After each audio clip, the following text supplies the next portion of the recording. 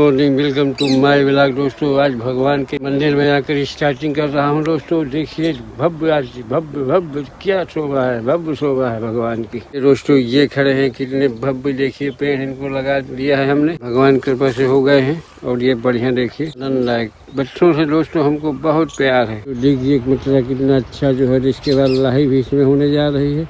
बड़ो क्लासी आवाज तो भ्रमण करके आ चुके, अब घर के पास में आ चुके।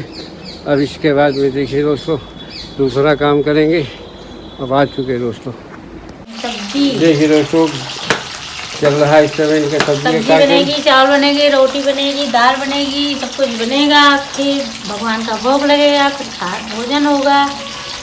और क्या, आप लोग भूल जाते हैं ना, अच्छी चीज़ों को भूल जाते हैं, इसलिए बताना पड़ता है आप लोगों को कि कुल मिलाकर के भगवान ही अपना सब मालिक होता है। इसलिए आप लोगों को ध्यान दिलाना पड़ता है कि भगवान का शुक्रिया करना चाहिए सुबह सुबह से जगने के बाद।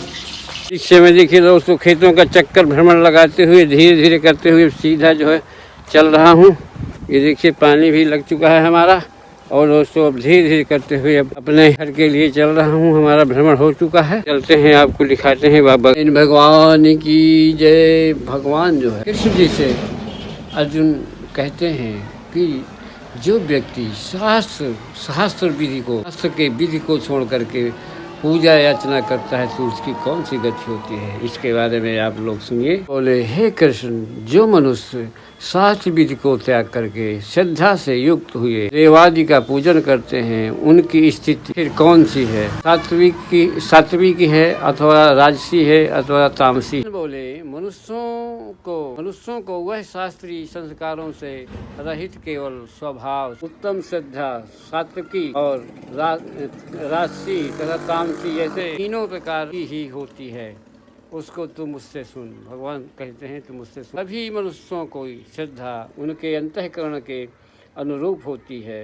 वह पुरुष श्रद्धामय है, इसलिए जो पुरुष की जैसी श्रद्धा वाला है वह स्वयं भी वही है। पुरुष देवताओं को पूजते हैं, राजसी पुरुष यक्ष और राक्षसों को पूजते हैं तथा अन्य जो तामस मनुष्य हैं वो प्रेत और भूत गणों को पूजते हैं। शास्त्र विधि से रहित केवल मन कल्पित हो तप करते हैं तथा दंभ और अहंकार से युक्त एवं कामना, आसक्ति और बल के अभिमान से युक्त होते हैं। रूप में स्थित भूत समुदाय और अंतःकरण में स्थित मुझ परमात्मा को ही कृष्ण करने वाले हैं। उन अज्ञानियों को तो असुर स्वभाव वाले जान।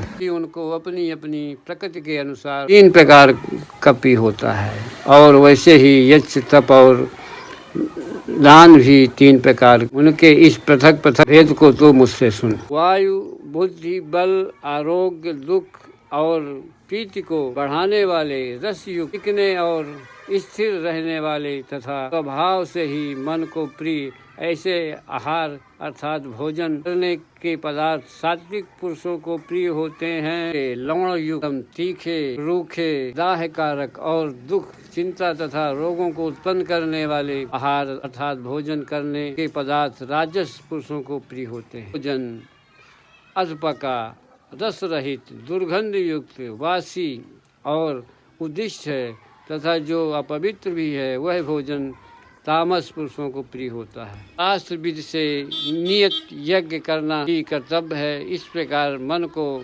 समाधान करके फल न चाहने वाले पुरुषों द्वारा किया जाता है वह सात्विक है। हे अर्जुन, केवल दंभाचार के लिए अथवा फल को न दृष्टि में रखते हुए रखकर जो यज्ञ किया जाता है उस यज्ञ को राजस कहा जाता है। ही अन्नदान रहित, बिना मंत्रों के, बिना दक्षिणा के और बिना श्रद्धा के किए जाने वाले यज्ञ को तामस का यज्ञ कहते हैं। ब्राह्मण, गुरु और ज्ञानी जनों का पूजन, पवित्रता, सरलता, ब्रह्मचर्य और अहिंसा ये शरीर संबंधी तप कहा जाता है। त्याग न करने वाले, प्रिय और हितकारक एवं यथार्थ भाषण है तथा जो वेद शास्त्रों के पठन का एवं परमेश्वर के नाम जप का अभ्यास है, वही वाणी संबंधी तप कहा जाता है। प्रसन्नता, मन की प्रसन्नता, शांत भाव, भगवत चिंतन करने का स्वभाव, मन का निग्रह और अंतःकरण के भावों को भली भांति पवित्रता, इस प्रकार यह मन संबंधी तप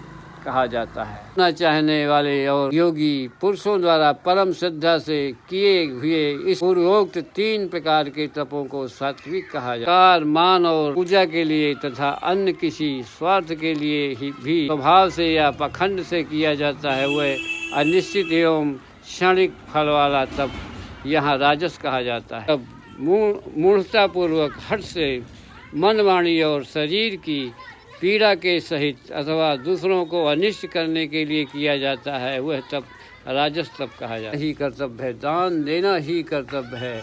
ऐसे भाव से जो दान देश तथा काल और पात्र के प्राप्त होने पर उपकार न करने वाले के प्रति दिया जाता है, वह दान सात्विक कहा जाता है। ओम तत्सत। ऐसे यह 3 प्रकार के सच्चिदानंद घन ब्रह्मा का नाम कहा है। उसी से सृष्टि के आदिकाल में ब्राह्मण और वेद तथा यज्ञ रचे गए हैं। ये वेद मंत्रों का उच्चारण करने वाले श्रेष्ठ पुरुषों के शास्त्र विधि से नियत यज्ञ, दान और तप रूप क्रियाएं सदा ओम इस परमात्मा के नाम को उच्चारण करके ही आरंभ होती हैं। अर्थात तत् नाम से कहे जाने वाले परमात्मा का ही यह सब है। इस भाव को, फल को न चाह करके नाना प्रकार से यज्ञ, तप रूप क्रियाएं तथा दान रूप क्रियाएं कल्याण की इच्छा वाले पुरुषों द्वारा की जाती हैं। तथा हे पार्थ, उत्तम कर्म भी सत शब्द का प्रयोग किया जाता है। यज्ञ, तप और दान में जो स्थिति है वह भी सत इस प्रकार कही जाती है और उस परमात्मा के लिए किया हुआ कर्म नित्य पूर्वक सत ऐसे कहा जाता है। बिना श्रद्धा के किया हुआ हवन, दिया हुआ दान तथा तपा हुआ तप और जो कुछ भी किया हुआ कर्म है, वह समस्त असत इस प्रकार कहा जाता है। इसलिए वह न तो इस लोक में लाभदायक है और न मरने के बाद ही है। ओम तत् सत के महिमा के बारे में आपने सुना दोस्तों। भगवान जो है श्री कृष्ण जो है अर्जुन से कहते हैं कि ओम और तत्सत का प्रयोग कहाँ कहाँ किया जाता है, इसके बारे में आप लोगों ने सुना। आप दोस्तों देखिए हमारा संवाद अर्जुन का। इसके बाद हमको दोस्तों लाइक और सब्सक्राइब करिए। आप लोग महान लोग हैं, क्योंकि अब झूठ बोलना पाप है। इसलिए हम जो है तो अब भगवान का शरण में आ गए हैं और भगवान की कहानियाँ, भगवान का भजन आप लोगों को सुना रहे हैं। आप लोग सुनिए और आनंद से जो है तो सुनते रहिए। यही हमारी एक कामना है। इसलिए आप हमको लाइक और सब्सक्राइब जोर शोर से करते रहिए। बोलिए नारायण भगवान की जय, नारायण भगवान की जय। हरे